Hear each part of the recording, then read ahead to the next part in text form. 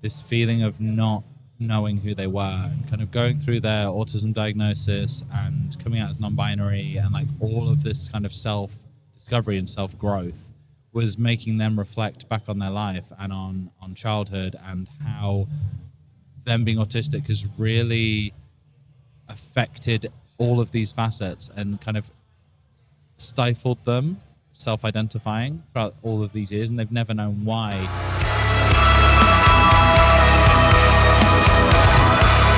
Hey, how you going? My name is Lachlan Watt and music is my life. Happy New Year! I still have half a dozen conversations from 2025 to serve up to you before we move on to pure 2026 content. And I'm about to start recording some of that in the coming days, but right now, this week I've got Brady Deeprose, one of two singer-guitarists in the UK post-metal four-piece Conjurer. I've seen this band on both their visits to Australia, and I saw them again most recently at Damnation Festival in the UK in November just past, where they opened the main stage on day 2 to a huge response. That was about an hour before this chat took place. The band's mammoth third album, Unself, was released only a couple of weeks before this festival, and it is easily their best work. Here's a little snippet of a track called Hang Them in Your Head.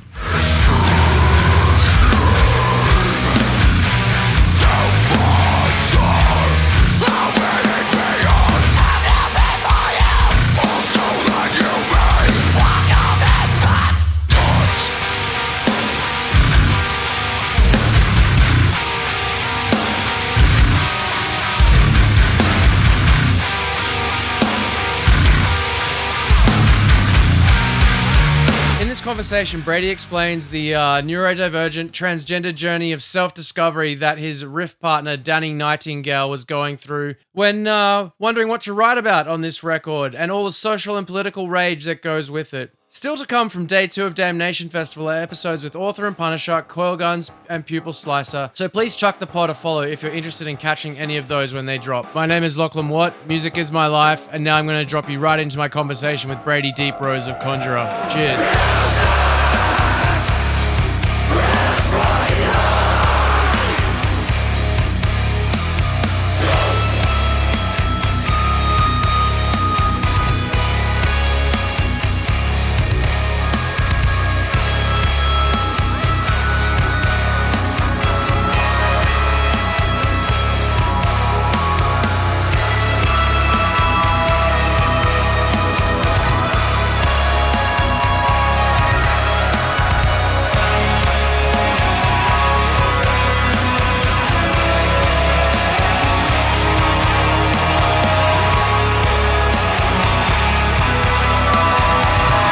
Yeah, so it wasn't your first time playing Damnation?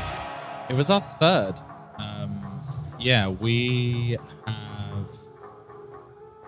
We played in 2017 and we were really bad, and I'm astounded Gav booked us again. And that's not one of those like, oh, you're in a band so you reckon you were bad. Like, I've seen footage of it and it was shocking. I was at that one, so I don't think I actually caught you there. That was probably ideal. The best. Yeah, for sure. And then we played 2021 and it was our drummer Jan's last show. And there was like a really special moment and he just like kind of walked off and was like, bye, and then just left after we played. Because the set was so bad? No, we were great that time. Oh no, hang on, that's the next time. Yeah. And then, just now, that was fucking sick. I don't think I've ever done an interview so close to walking off stage before. Yeah.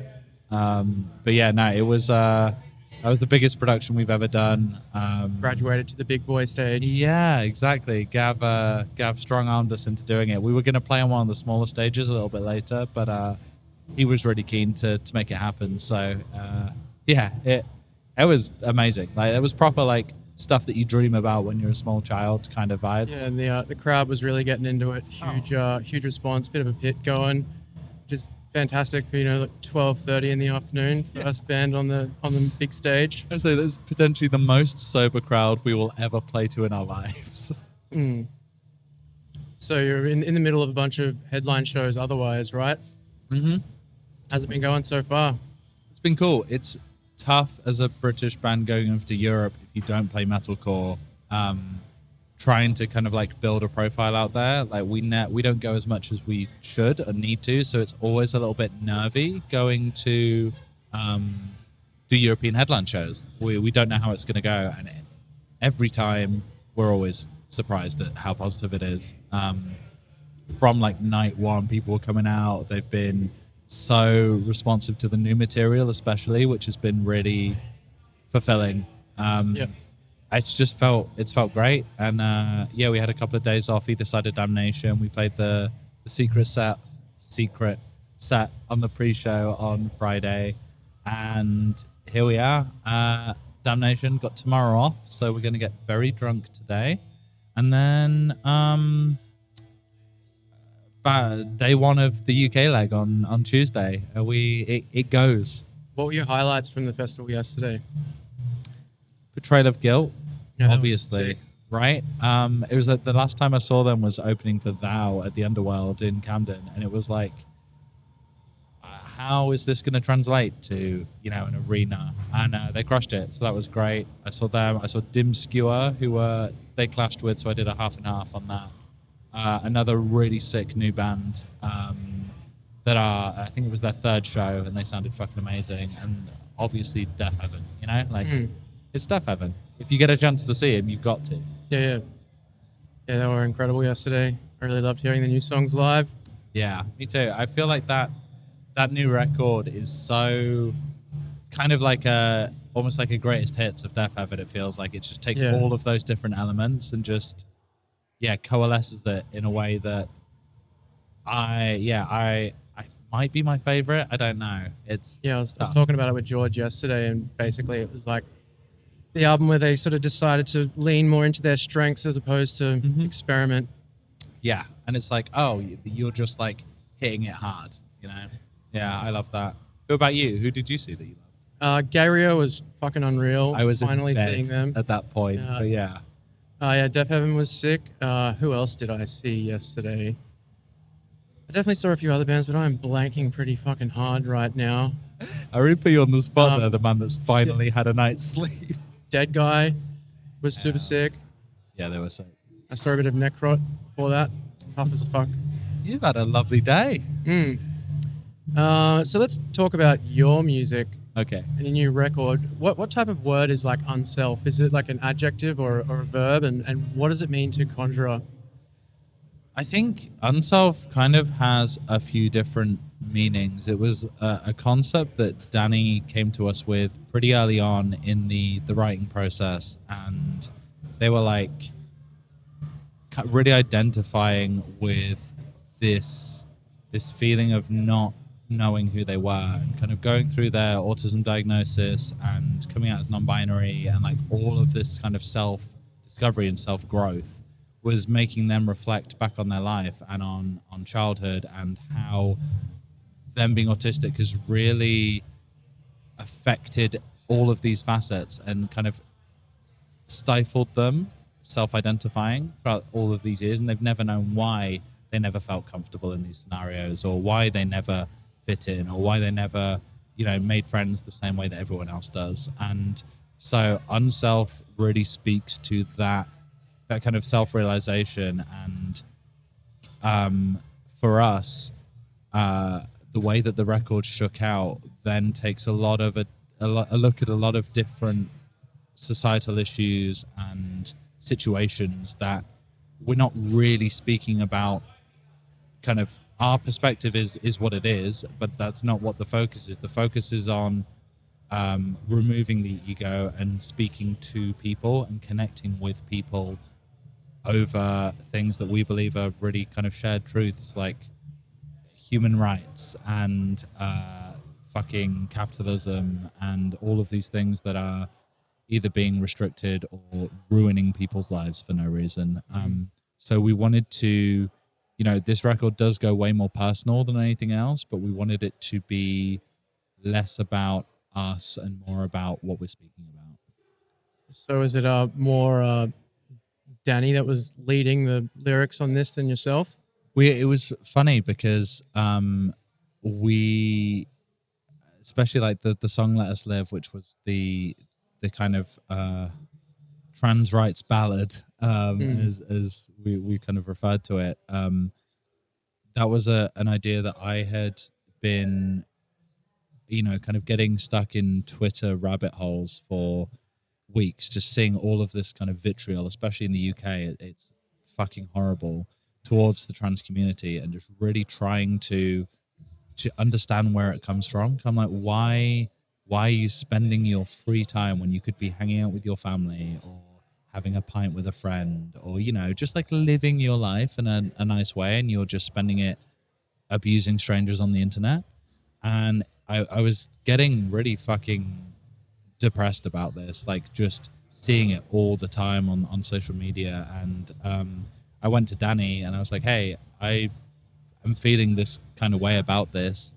Do you think this is something we could talk about on the record? And they were like, I've already started writing a song. And like they had the bones of Let Us Live already. So we were really aligned in a lot of the things. Stuff that I came to the table with, Danny was immediately like, yeah, let's go, and kind of vice versa. So there were a few ideas like the intro, outro, This World Is Not My Home thing that Danny kind of sprung from their mind, fully formed. And then a lot of stuff that we workshopped together when we were in the studio. We'd kind of track instruments all day, and then we would go back to the Airbnb and sit and work on lyrics all night, kind of vibe. But yeah, it's definitely a lot of the record is framed from kind of Danny's perspective. So there's been a lot of kind of work on empathy from the rest of us, and really understanding where they're at, and kind of getting to know our friend in a completely new way as they're getting to know themselves. And a lot of that is reflected on the record. But yeah, it's been a really rewarding experience, kind of getting to do that and being a little bit more direct with the lyrics, and a little bit more it's like it's the personal, but it's not the personal. It's a record of contradictions. I noticed it's like when I first came to the UK, obviously the trans issue is a big thing everywhere at the moment, but it seems really pronounced in the UK. It's like when I first got on the train from the airport the other day, I saw a bunch of kids with like trans rights kind of like patches on their clothes and stickers, and it was just like obviously really making a point about it. And then when I first got to Manchester, walking through like the town square, city centre, there was some dude with a camera strapped to his chest and a sign on his back saying like trans women are men, and just like with a microphone, like kind of trying to get some clickbait off some like emo non-binary looking kids. And I'm just like, man, I just don't see that shit in Australia like that. I mean, good. But like, yeah, it's like fucking so.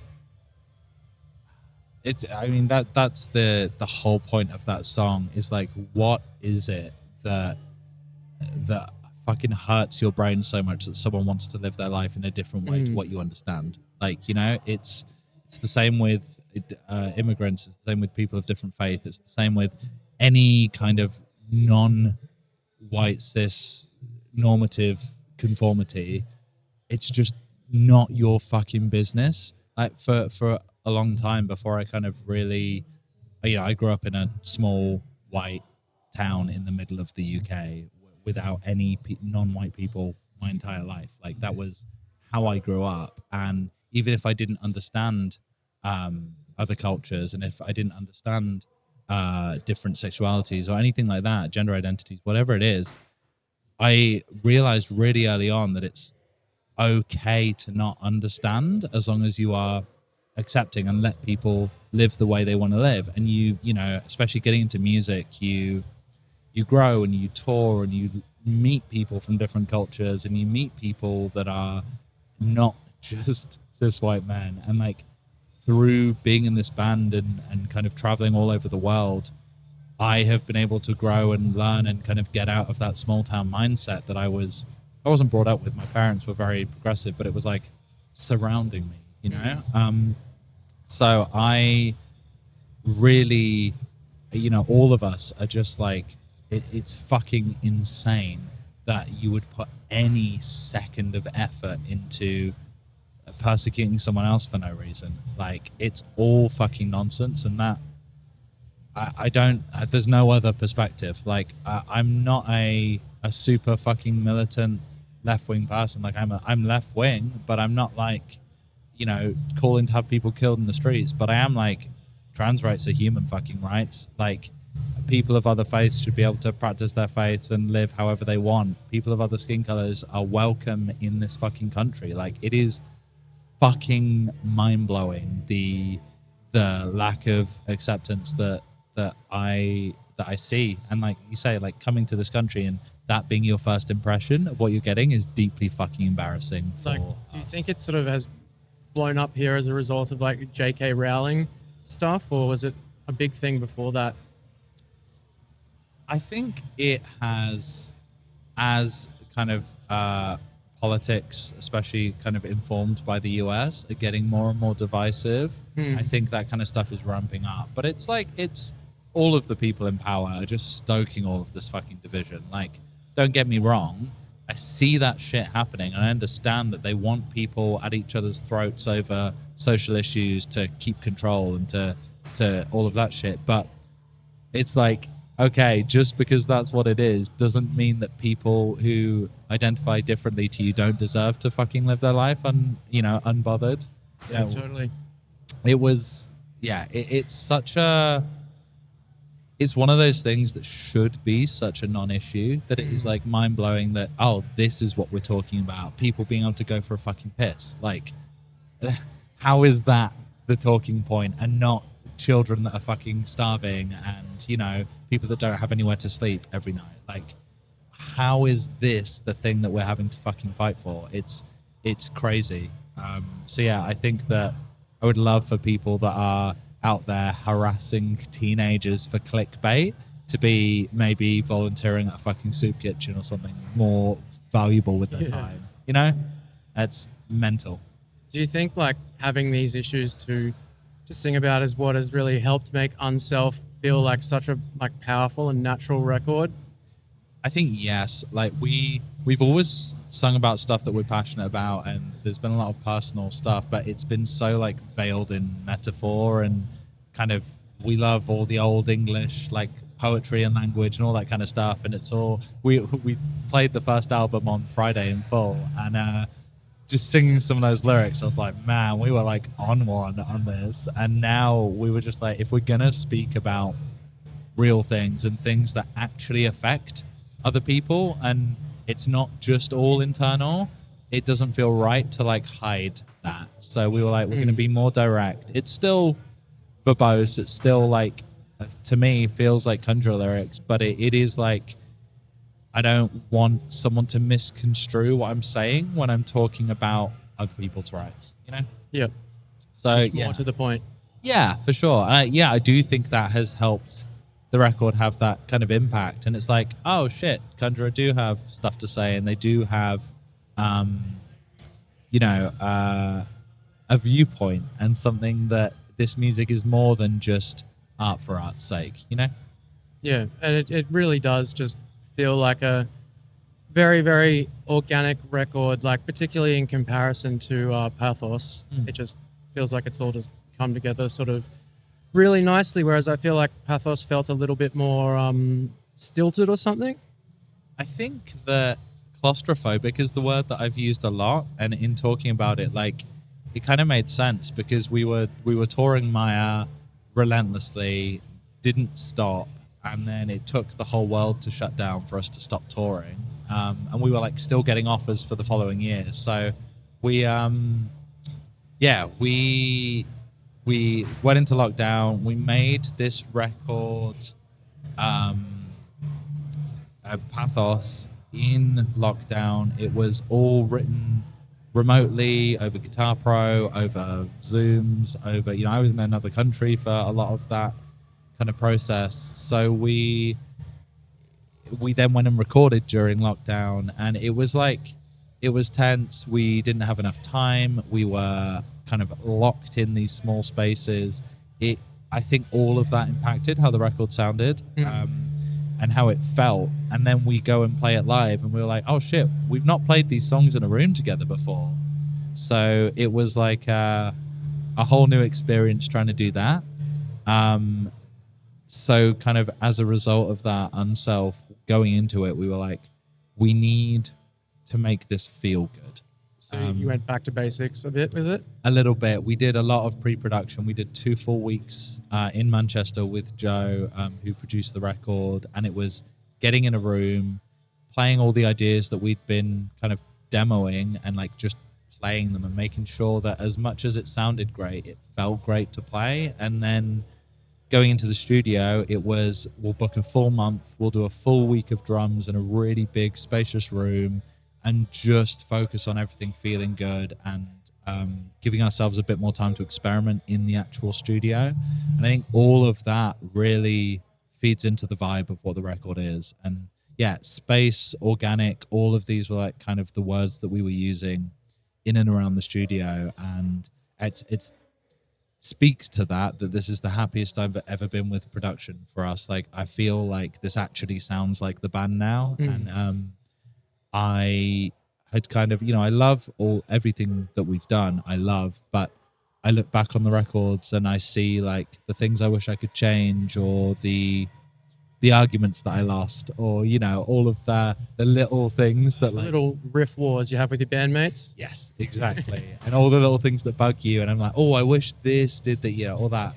This record, I just like absolutely listen to it for what it is. Like, it just feels like what the album is, in a way that a lot of my favorite records do. And I'm so fucking proud that we made something that gives me that feeling, It seems like it's been received like that from the fan base as well too. Yeah, it's been I think it's tough when like the first record was so well received, like to the point where Danny, well, we got all these like 10 out of 10 reviews, and Danny was like, well, we're fucked now, because like we peaked on the first one.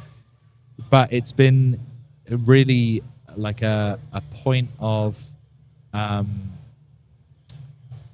just a point that we've made to not listen to reviews or praise or negativity. Like, either way, like, it's really nice if people love the record, and it's a shame if people don't like it, but that doesn't really matter. We're making music for us, and as long as we believe in it, then great. Like, we're going to put it out there, let people engage with it however they want. And yeah, I am so proud with this record. I think we've done something that will kind of stand the test of time. For me, at least, I'm like, I fucking love this record. This is how I want to make records now. I want it to feel good. I want to keep doing what we're doing. And yeah, I'm immensely proud of the other 3 in the band, and kind of everyone that came together to help us make this record. Like, I just buzzing, to be honest. Nice. Yeah, it must feel good too to have been able to follow up within like 3 years, as opposed to what, there was like 6 years between the first couple records. There was 4, but it felt like 6 for sure. Right. We wanted to do less. Like, it was like, it's got to be 3 years. Like, it can't be longer. I think 3 years is good for us, because it takes us like a year to kind of get over the new song Glow, a year to kind of start writing, and then a year to get in the studio and do the release and all of that stuff. So I think I would like to do that, but also we're really keen to like keep doing other stuff. We want to do more Kirsty's Metal Hands stuff. We want to do, some more fun shit with our friends. So I just like, this band is a passion project. Like, it doesn't make us any money. It would be nice if it was a career one day, but like, I'm not gonna drive myself crazy trying to force that to happen. I'm just gonna have fun with my friends, and like, whatever happens, like, it is a privilege to be able to do this, and that is the way that you got to see it. There's not very many like post-metal bands that are able to make a career out of it, right? Yeah, it's like, again, this is something that comes up a lot, like, because we're on Nuclear Blast, who are like a fucking fantastic label, and we've had a lot of success, but like, the bands that we actually sound like and kind of compare ourselves to and like talk about as references are playing, tiny venues and selling no tickets. Like, it is, the scene that we come from is not that big. We are such a fucking weird outlier that it's like, yeah, I think people get carried away when they talk about this band. It's like, we're the fucking like the short straw, but like the odd ones out. I really love like the UK does have, I think, like the best kind of, even though you're saying you're outliers, I think it's a real like hotbed of post metal, post hardcore, weird kind of bands that blur it all, sort of unclassifiable. Like you got like bands like Bosk and Rollo Tomasi and like Svalbard, and there's just Pupil Slicer, It's sick. all these bands that are just meshing everything and kind of not fitting in anywhere. It doesn't really exist like that, I don't think, anywhere else in the world. It does feel wild how strong the UK scene is for how small of a country we are. And it's like we've definitely benefited. Like all of those bands you mentioned, we like came up playing with them. We got to like support Rollo Tomasi really early on, and like Employed to Serve, and you know, so many bands. A lot of these are on the same label as us, Holy Roar, back in the day. Like we really got the benefit of learning from all of these other bands, and yeah, it does feel like a lot of the bands that I come across that kind of sound like us or are doing the same sort of thing, especially in America, don't have that kind of like community around them. And yeah, again, another thing that we're like so fucking privileged to have. Like, what's the scene like in Australia for?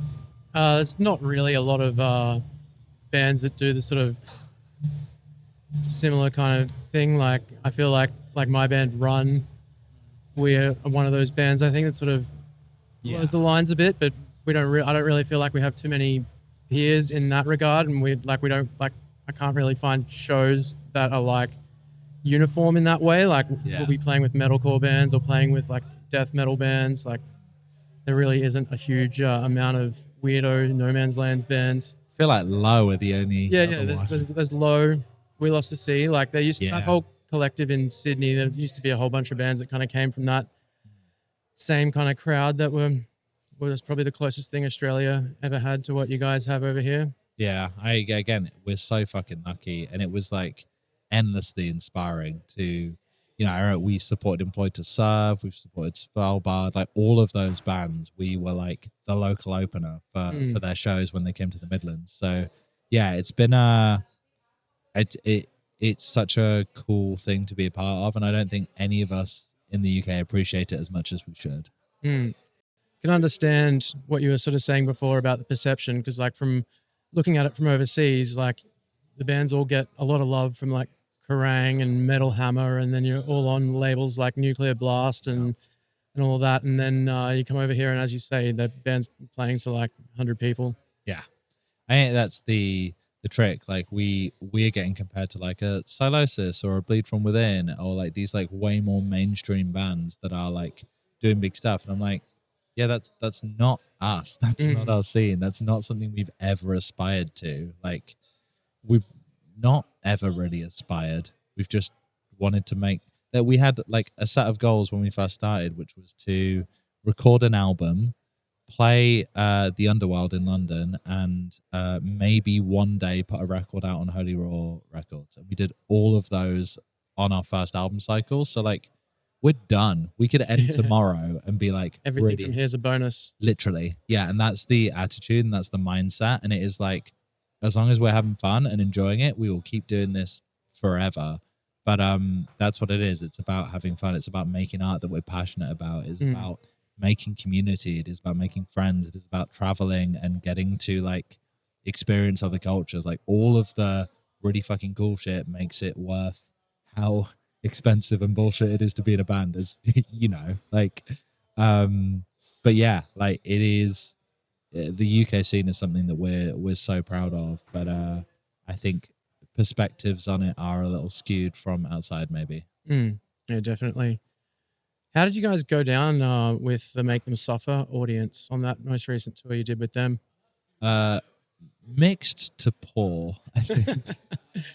I was hoping for a more positive answer, but that's the answer I probably would have expected. Yeah, it was one of those. It was the first time in a long time that we have played shows to a room full of people that could not give a fuck for the most part, and we won over enough fans to make it worth it, and like it was a really good experience for us to know that we can turn up and be like the only band without tracks and clean singing and all of that stuff. And real amps.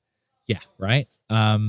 and just like rock up and do that, and it will, it'll work financially. It made sense for us. Like we were able to go on a bus with a bunch of metalcore bands and not lose money. Like job done. It was tough playing to like blank faces every night, and like I think it was character building and definitely gave us a lot more appreciation for how nice it is playing to our actual fans. But like even on this tour, a bunch of people in Make Them Suffer shirts have come up to shows saying like, I saw you on the MTS tour, loved it, and came to this show. So like, So you won over a few people. the system works, you know? They probably just were still just like staring blankly because they weren't used to it. Yeah, for sure. Went home and checked it out and were like, actually, maybe I do like this. I mean, that's it. Yeah. And like, I'm here for it. Like, it was such a silly thing to do and get an opportunity to do. Like, that kind of shit isn't going to happen for us again. But it was, it was an experience. So tell us about how the relationship with Make Them Suffer formed in the first place. How did you end up on a stage with them? Well, on a tour with them, sorry. Yeah. So Noah filled in for them years ago. A couple of times. I don't know how he met them because his old band Polar toured with them. Yeah. So him and Jaya became good friends, and he then was teching for them for a while.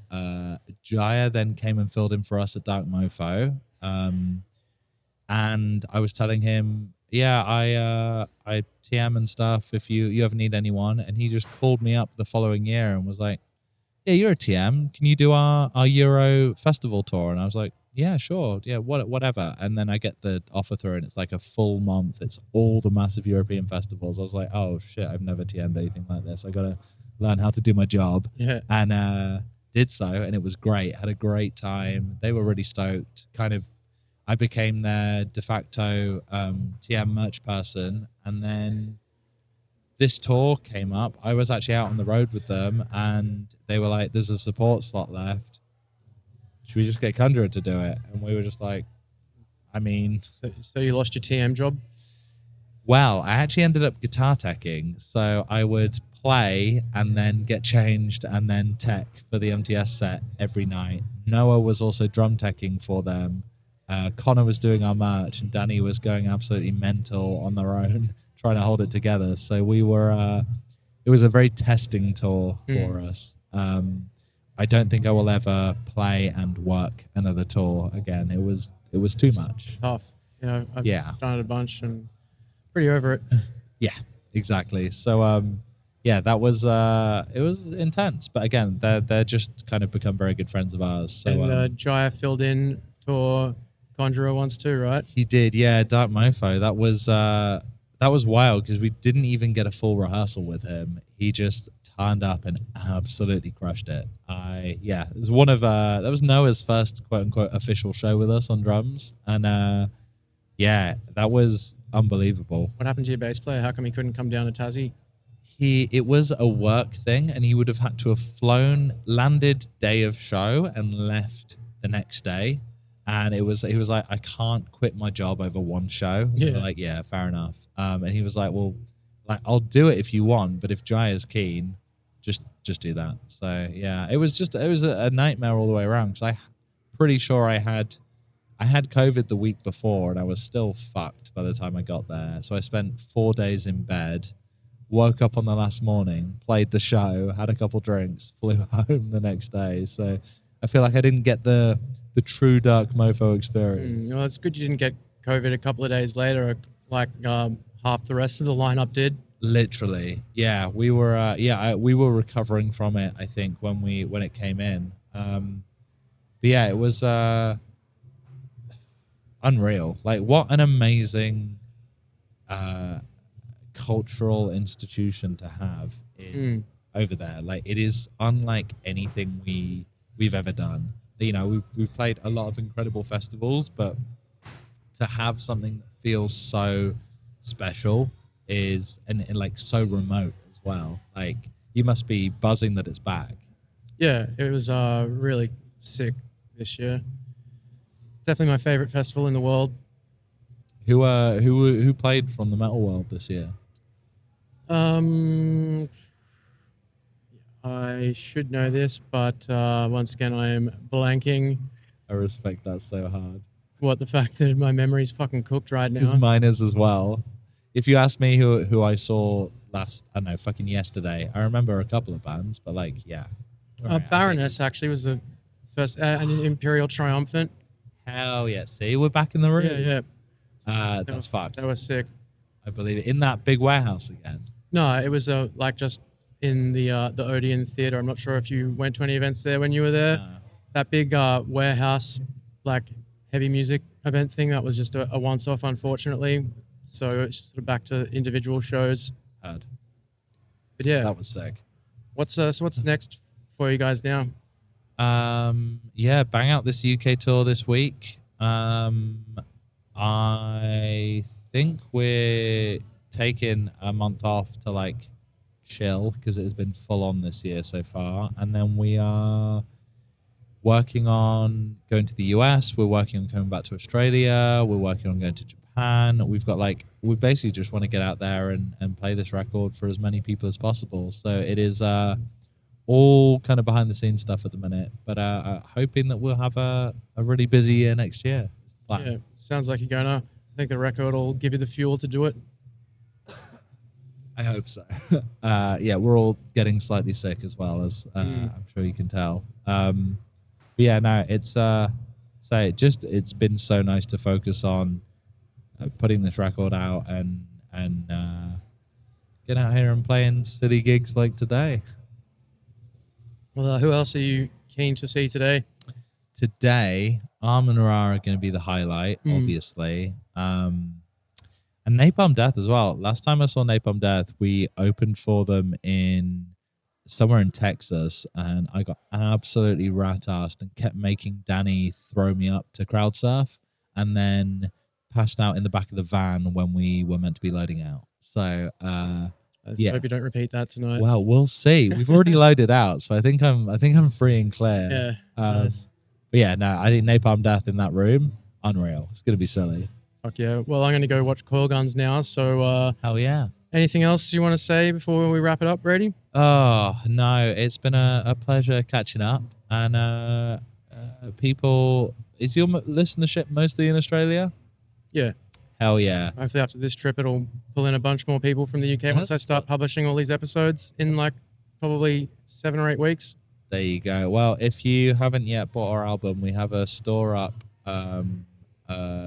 make merchandise, imprint merch store, and you can get it in Australia and not have to pay dumb import fees and all that crap. So yeah, hopefully by the time this goes out, we'll have an Australian tour announced. That'd be nice. Awesome. All right, thanks, mate. I'll catch you soon. Appreciate you.